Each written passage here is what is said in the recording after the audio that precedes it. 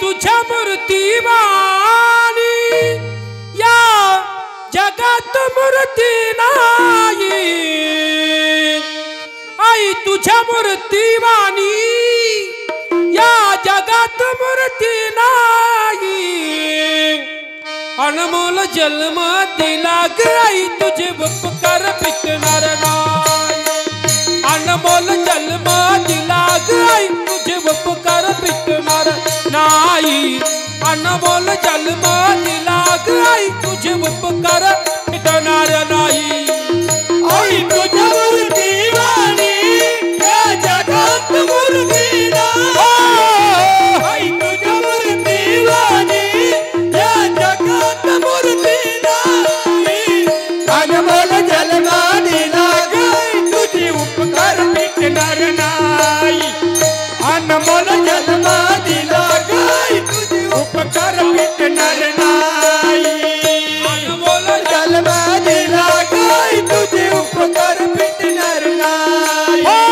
शाळेतून घरी येताना शाळेतून घरी येताना शाळेतून घरी येताना शाळेतून घरी येताना कधी उशीर बजला होई गल्लो गल्ली पाहत फिरसी आन हाका मारी गल्लो गल्ली पाहत फिरसी आन हाका मारी तुझ्या गया प्रेमाची हो तुझ्या गया प्रेमाची कधी जाणीव झाली नाही कधी जाणीव झाली नाही अनमोल जन्म दिला ग आई तुझे उपकार पिटणार नाही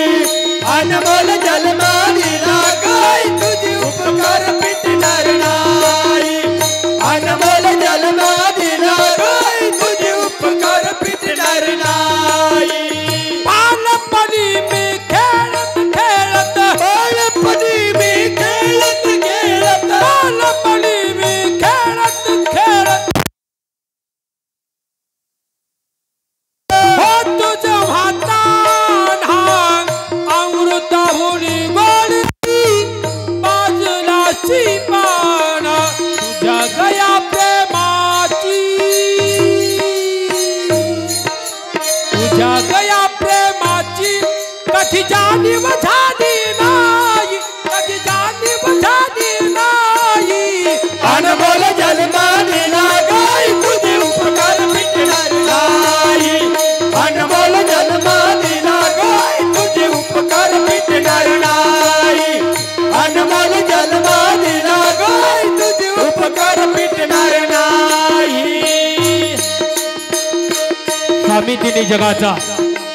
आई विना भिकारी आपण याच्या अगोदर देखील भजन केले पण आई वडिलाचं महत्व भजनात कोणी सांगत नाही संप्रदायाचा दंडक म्हणून सर्व वारकरी मंडळी कीर्तनकार सांगतात आई वडिलाचं सांगितलं नाही पाहिजे पण एक आम्ही देवगड परिसरात राहतो बाबा कायम सांगतात आई वडिलाचं महत्व देखील भजनात सांगायलाच पाहिजे आई वडिलाचं महत्व मातृदेव भव पितृदेव भव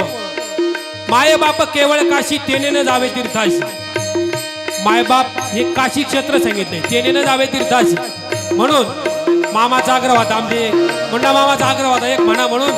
त्यासाठी हो हाडाचे तू कान करोनी हाडाचे तू कान करोनी हाडाचे तू कान करोनी हाडाचे तू कान करोनी केले रक्ताचे पाणी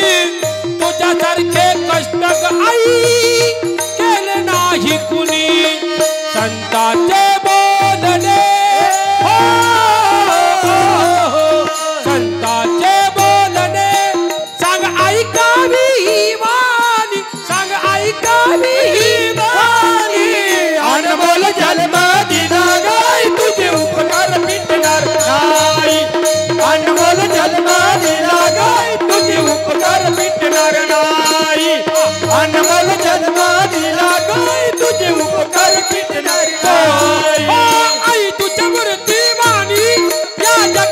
मूर्ती